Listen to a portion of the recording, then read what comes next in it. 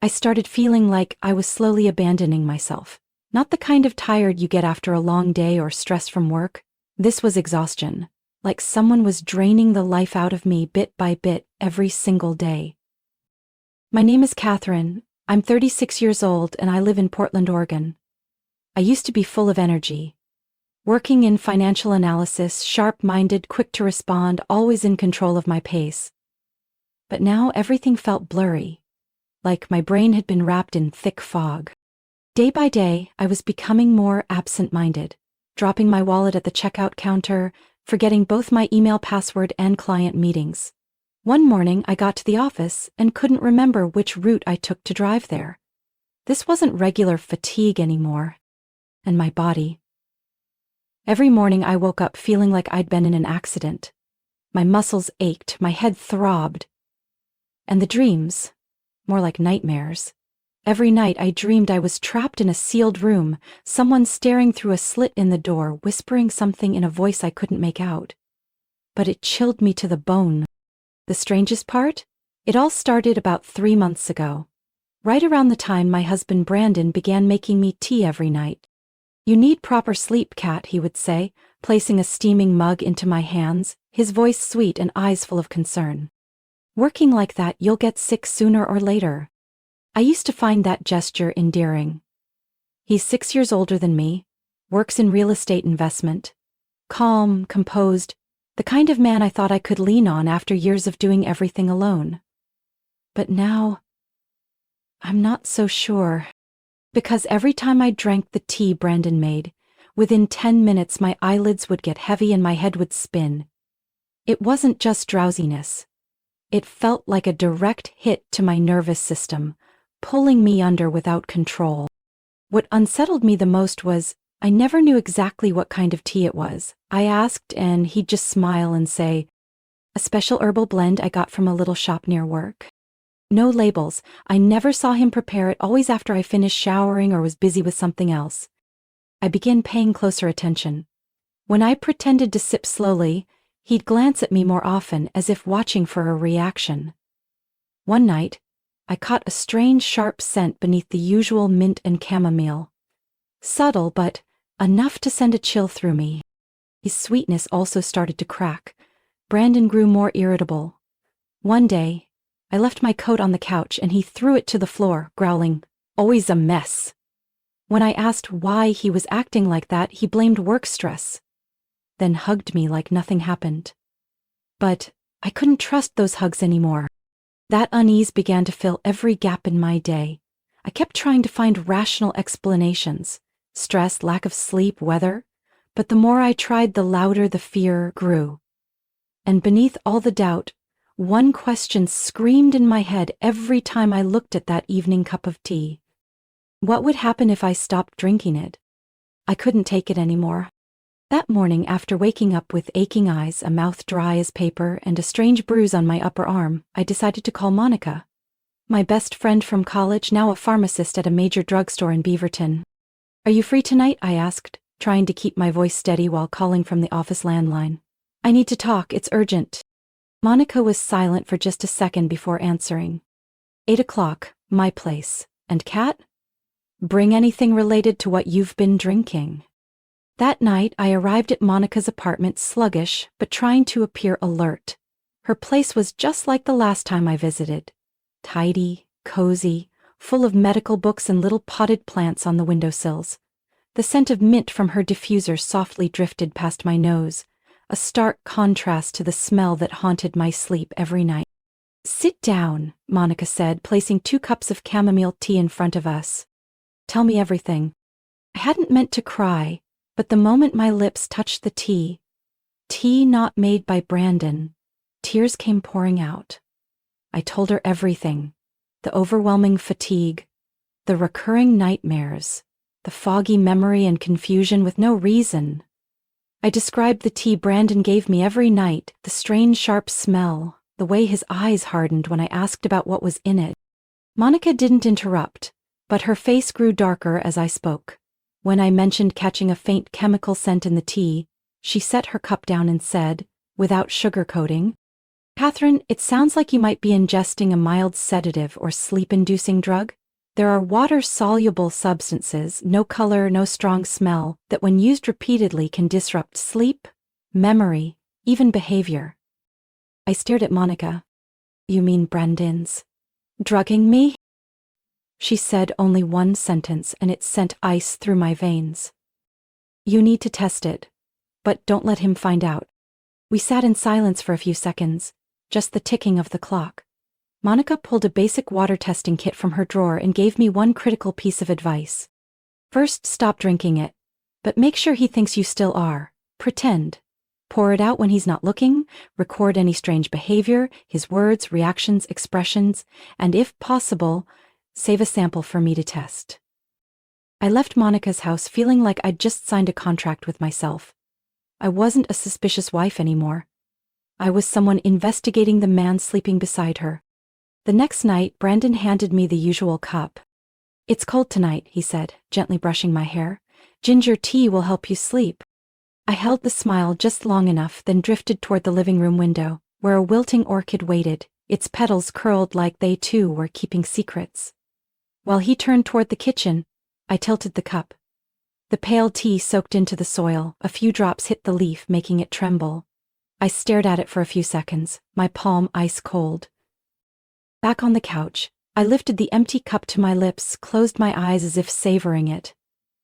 Tonight's tea smells different, he said casually, glancing quickly at him. Did you use a new blend? Brandon paused. Not much, just a blink, slightly longer than usual.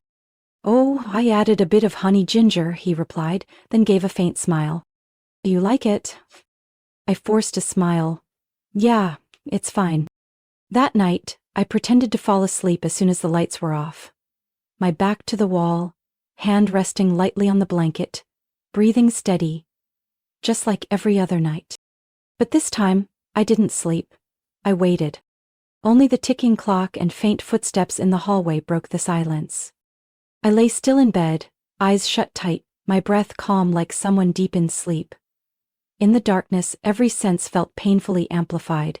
Every creak of the wooden floor, every soft sound in the apartment made my heart stop. Brandon didn't come into the bedroom right away. I heard the clink of a glass, the water running in the sink. Then nothing. Almost 10 minutes passed in a suffocating silence. I started to worry maybe he'd figured it out. Then, a soft click. Not the bedroom door, the office door. My heart pounded as I heard his quiet steps inside, the scrape of a chair, the tapping on a keyboard. After a few minutes I got up, easing my feet onto the floor one at a time, like crossing a minefield. I didn't turn on the lights. I didn't breathe too loudly. Every step could change what I was about to find. I reached the hallway. The office door was slightly ajar. Through the gap, I saw Brandon's back, illuminated by the cold blue light of a laptop screen. My laptop. He was in my personal email. I opened my mouth, but no sound came out. My hand gripped the wall, icy cold. He wasn't just snooping, he had a black USB drive plugged into the side port. The screen showed folders, bank, lease agreements, investment plans, tax info. He was copying everything. I watched him open the personal docs folder. Inside were scans of my passport, social security card, and a copy of the home deed under my name. Each click from Brandon felt like a knife to my chest.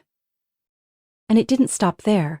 He opened a new browser tab and tried logging in to my online bank account using an old password I'd changed weeks ago. When the system flagged it as incorrect, he frowned and searched my archived emails for a reset link. I was frozen. Then he opened a PDF. It was an online loan application under my name. The amount: $75,000. Reason: real estate expansion investment in Austin. Attached were bank statements, a copy of my ID, and collateral listed as the current apartment, fully owned by me. I gripped the doorframe, nails digging into my skin. This wasn't impulsive, this was a plan. Deliberate, timed, calculated. Brandon was stealing my identity. After downloading the entire set of documents, he printed some of them. I heard the low hum of the printer in the corner. Then he pulled out a brown leather briefcase from the drawer, opened it, and carefully placed each document inside, like he was prepping for a client meeting. Just then, Brandon turned his head. I instantly stepped back, pressing myself against the wall. The hallway motion sensor light didn't turn on. It seemed he didn't notice. A minute later, he shut the office door, turned off the lights, and walked toward the living room. I darted back to bed like a ghost, pulled the blanket over me, eyes shut, breath held. His scent lingered on my shirt as he leaned close to my face. "Sleep tight, sweetheart," he whispered. "Just a few more steps." I nearly broke down. When I heard soft snoring from the living room, Brandon's habit was to sleep on the couch whenever I was too tired. I opened my eyes. The panic was still there, but now it was drowned by a seething rage. Brandon wasn't just poisoning me physically. He was erasing me from my own life. Quietly, methodically, with intent. Every cup of tea, every fake smile, every gentle word was a smokescreen for a monstrous plan. I had to get out. The next morning, I left the apartment before Brandon woke up. No note, no slammed door, just the quiet sound of shoes on the hallway floor. Each one shedding another layer of a love that had long turned hollow. But now there was no room for doubt. I was living with a betrayer, and if I waited any longer, I'd lose everything. I drove straight to the pharmacy where Monica worked. She had just clocked in when she saw me waiting on the sidewalk. My face pale, eyes bloodshot from no sleep. She didn't ask questions. She responded with a slight motion. "Come home with me, now." At her small apartment in Hillsborough, I collapsed at the kitchen table, hands still trembling from chaos. Monica gripped my shoulder. "We're not letting him go any further." 2 hours later, I was at the office of attorney Elliot Sanders, a friend of Monica's who had helped her in a pharmaceutical trademark dispute. His office was on the 8th floor of a glass tower in downtown Portland. The waiting area was minimal and elegant, but I wasn't thinking about aesthetics. All I could feel was the fear of being wiped out, losing everything I'd built. "Ms. Stone, please have a seat," Elliot said, shaking my hand. His voice was deep, firm. Monica filled me in briefly. "Do you have your ID, bank info with you?" I placed everything I had on the table. My passport, the home ownership document under my name, and a copy of my personal credit agreement. Elliot reviewed each page carefully, then began outlining the plan. "The first step," he said. "We need to freeze everything, checking, credit cards, savings." "I'll make the call right now." I immediately handed him my phone. My hands were still trembling. "Step 2, he continued, eyes still on his computer screen. "We'll file an identity theft report with all 3 major credit bureaus, Equifax, Experian, and TransUnion. We'll request a freeze on any loan applications under your name for the next 90 days. He paused and looked at me. "Do you have any photographic evidence? Screenshots, surveillance footage, anything?" I shook my head. "I only saw it with my own eyes last night. But I remember every file he opened, every website, even the name of the USB he used. If necessary, I can write a detailed statement." "Do it," he said. "By the end of the day, I'll file a report with the police classifying this as a major financial fraud case." The crushing weight in my chest finally began to ease. I sat down and wrote out everything, from the first cup of tea to the moment I stood frozen outside the office door. Elliot continued making calls, sending emails, and processing documents with the precision of someone used to handling emergencies. By around 3 p.m., the essential steps were complete.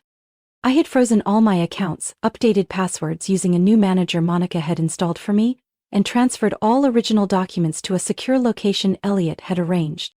"From this point on, you're not going back to that apartment alone," he said, leaning back in his chair. "It's best to stay with someone you trust until we have full legal control over the situation. I'm staying at Monica's tonight."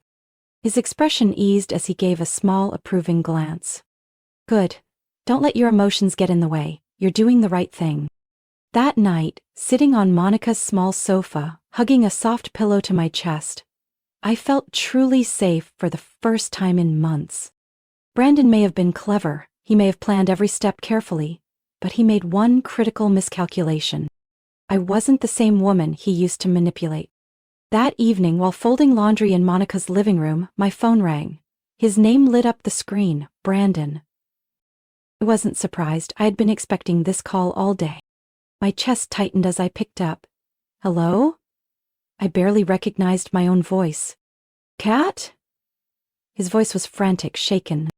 Where are you? I've been calling you all day. Where did you go this morning? What happened? I let the silence stretch. I wanted to see how far he'd go playing the concerned husband. You left without a word, Brandon continued, more urgent. I woke up, the bed was empty, your phone was off. I'm really worried about you, you know? I gave a dry laugh. Really, Brandon? Worried? Maybe save that concern for the bank accounts I just froze? Or the USB drive you tucked into your leather bag last night? Silence. Then a sharp exhale. Kat, I don't know what you're talking about.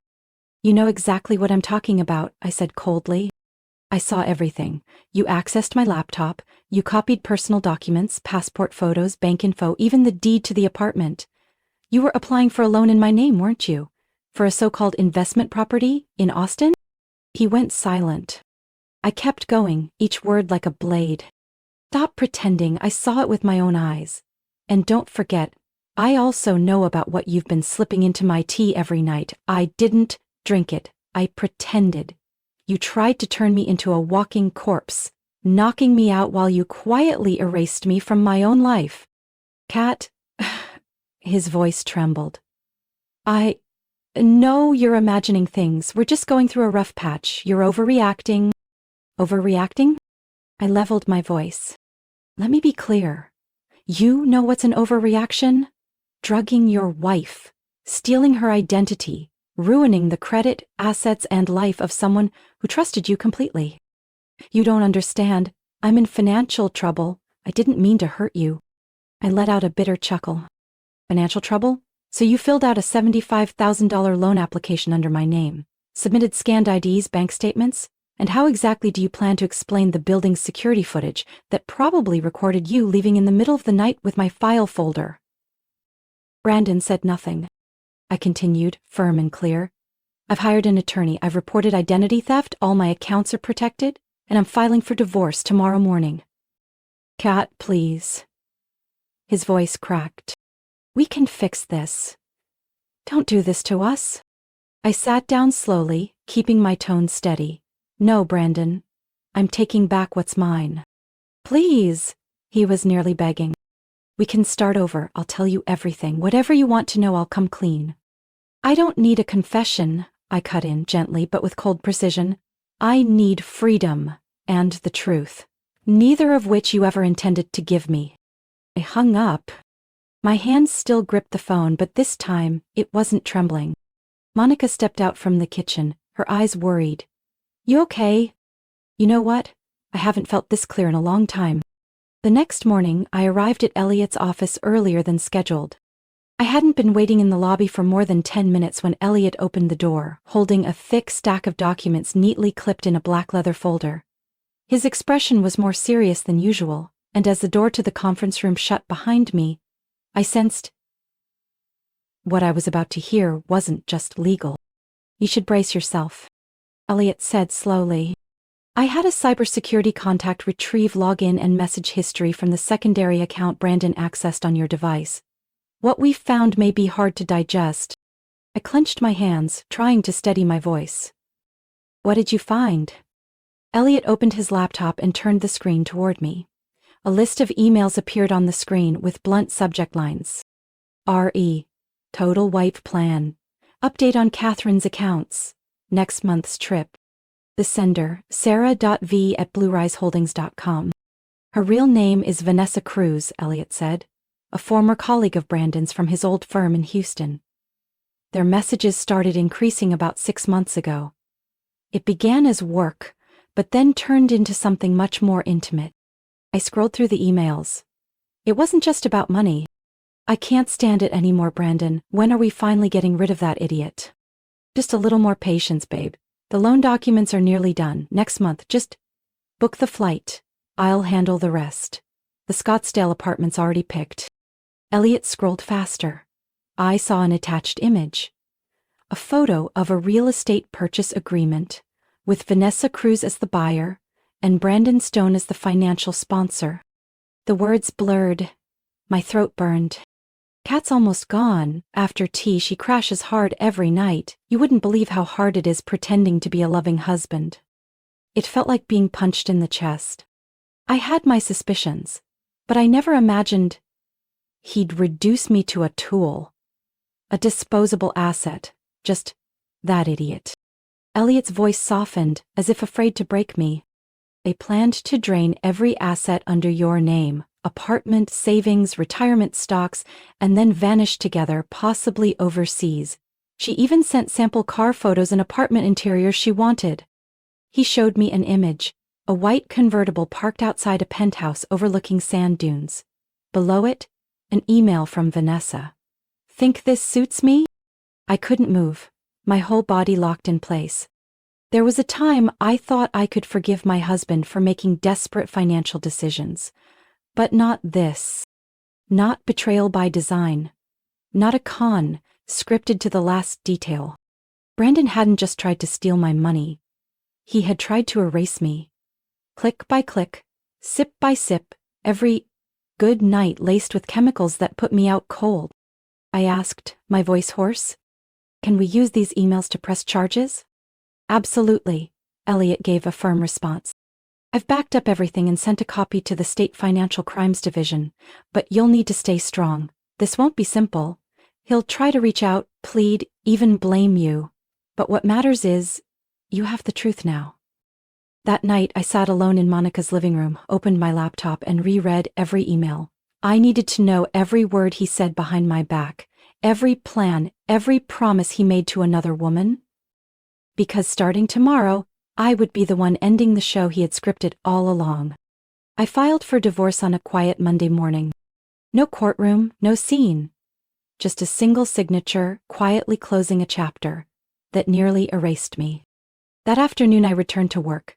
As I walked through the doors of the office I knew so well, I caught glances, surprise mixed with hesitation. But I didn't care. I hadn't come back to explain, I came back because I never agreed to stay down. Mr. Larson, my department head, paused what he was doing when he saw me. Catherine, I thought you'd be taking more time off, he said, half surprised, half relieved. I need to rebuild from the ground up, I replied. And this is the best place to start. I resumed my role like I'd never left, cleaning up overdue reports, taking on the projects others avoided. The spreadsheets, the data, once exhausting when I lived with Brandon, became grounding again. They gave me shape, order. I began to find my rhythm. A few weeks later, I was invited to a private meeting with upper management. They asked me to lead a strategic team at our new Seattle branch. When I heard it, I didn't feel triumphant. I felt something deeper, something I hadn't felt in a long time. I believed in myself again. I decided to move. The old apartment went up for sale, along with all the distorted memories inside it. I chose a small home near Lake Oswego, where I didn't need an alarm to wake up, and the breeze through the windows was enough to begin a peaceful day. Monica stayed by my side as if the storm had never passed through. She encouraged me to revisit painting, a passion I'd left behind in college. At first, I just painted to release, but the more I painted, the more I felt like I was stitching together the parts of me that words could never touch. In the fall, I left the country. I wandered through Paris, Florence, then Vienna, finally resting in Lisbon. I walked slowly through galleries, lingered at old cafes, and sometimes quietly sketched what stirred my heart. Not for anyone, not for any reason, just because I wanted to live like that, deep enough to feel, slow enough to know I was still alive. In Lisbon, I reconnected with Emily, an old college friend. She's now a freelance photographer. We stayed up late, sharing the moments that broke us. I wasn't the only one who had trusted the wrong person. But what set me apart was, I chose to rise. When I returned to Portland, I brought back a few notebooks, unfinished canvases, and a draft proposal for a personal art exhibit I'd never dared to dream of before. One March afternoon, I was walking past the new shopping district downtown. I paused in front of an eyewear store. Inside stood Brandon. He was hunched over, clutching a file. Hair unkempt, shirt wrinkled, eyes empty. There was something in that look that made me stop. the face of a man who once thought he controlled everything, now reduced to a worn shell clinging to nothing. He looked up, our eyes met for a few seconds. Then I turned. I tossed my scarf gently over my shoulder and walked past him like a stranger. The streetlights ahead glowed brightly. In real life, not everyone sees the warning signs in relationships that seem perfect on the surface. Catherine's story reminds us that blind trust can lead us to the edge of danger, and sometimes, the one who betrays us is the same person who held our hand each night. But from that, Catherine also shows us the power of clarity, timely action, and choosing ourselves over continued sacrifice. Freedom, in the end, doesn't come from forgiveness. It comes from the courage to begin again. What are your thoughts on Catherine's journey and how she faced betrayal? Share your reflections in the comments below, and don't forget to follow the channel for more powerful and emotional stories about life and family.